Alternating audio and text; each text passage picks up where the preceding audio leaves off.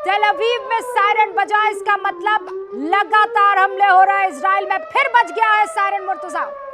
देखिए, अब सायरन बजेगा, हो सकता है, मुमकिन है कि अब जो अटैक है वो हिजबुल्ला की तरफ से भी आ सकता है, क्योंकि हिजबुल्ला के पास ऐसे रॉकेट्स हैं, ऐसी मिसाइल्स हैं जो तेल अवीव तक पहुंच सकती हैं। तो मुमकिन है कि अब हिजबुल्ला की तरफ से अटैक हुआ, अभी मालूम नहीं है, क्योंकि अगर ईरान की तरफ से अटैक होता तो इजराइल की तरफ से अपने नागरिकों को बंकर से बाहर आने के लिए नहीं कहा जाता, एयर स्पेस नहीं खोला जाता। लेकिन अगर ये अटैक हुआ हो सकता है तो ये हिजबुल्ला की तरफ से हो सकता है, जिसको लेकर सायरन बज रहा है।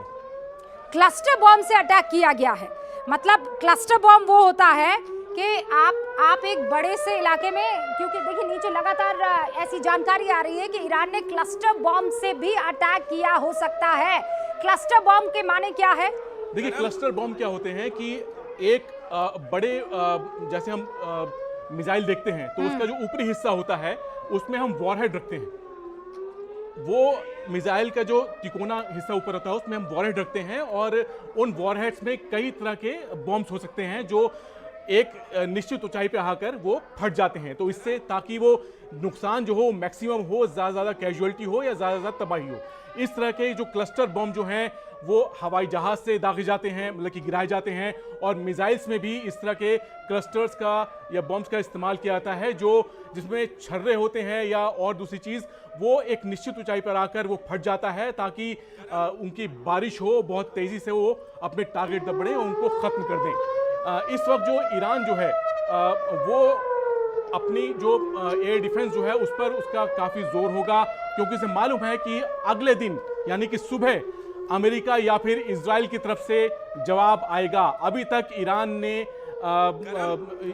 इस युद्ध से दूरी बनाए रखी थी, लेकिन अब उसके लिए यह मुमकिन नहीं है, वो इस युद्ध में शामिल हो गया है। और ये कह सकते हैं कि अब इजराइल ईरान युद्ध से जुड़ी एक बड़ी खबर आ रही है। ये जो बैठक हो रही है उस बैठक में नेतन्याहू भी मौजूद है।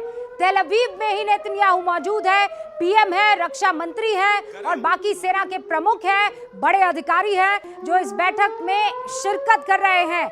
हम इंतजार कर रहे हैं कि ये बैठक खत्म हो और उसके बाद क्या आगे का कोर्स ऑफ एक्शन इजराइल की तरफ से होगा, क्योंकि इजराइल ने कहा है कि शुरू उन्होंने किया है, खत्म हम करेंगे। सेना प्रमुख को बैठक में बुलाया गया है, रक्षा मंत्री वहां पर मौजूद है और साथ में इजराइल के प्रधानमंत्री नेतन्याहू तेल अवीव में मौजूद है। वहां बंकर में ही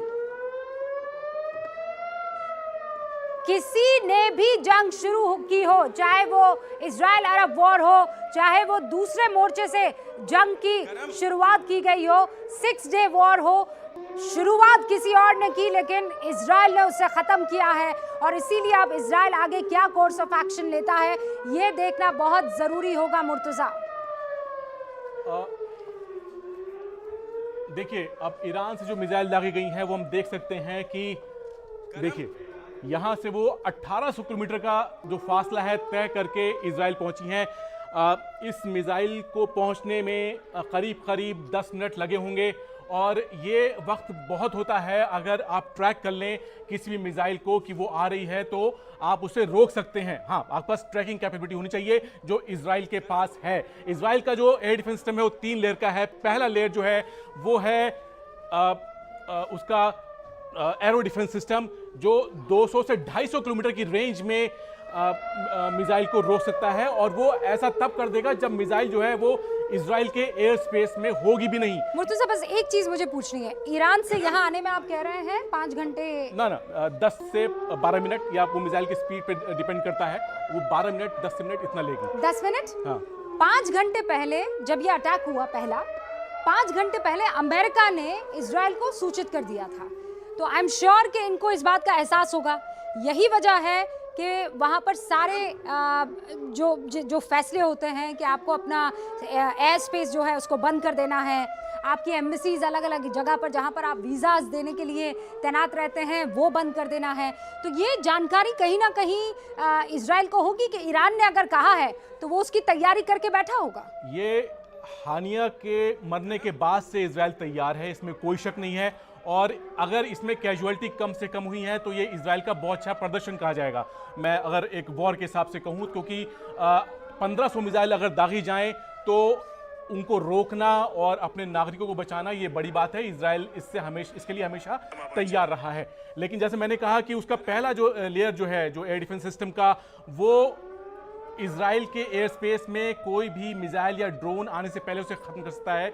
इसके बाद डेविड स्लिंग है जो 150 किलोमीटर की रेंज जिसकी है, और इसके बाद आयरन डोम है। मान लीजिए कि एरो और डेविड स्लिंग से भी मिसाइल या कोई ड्रोन मिस हो ये जाता तो है। बड़ी खबर आ रही है।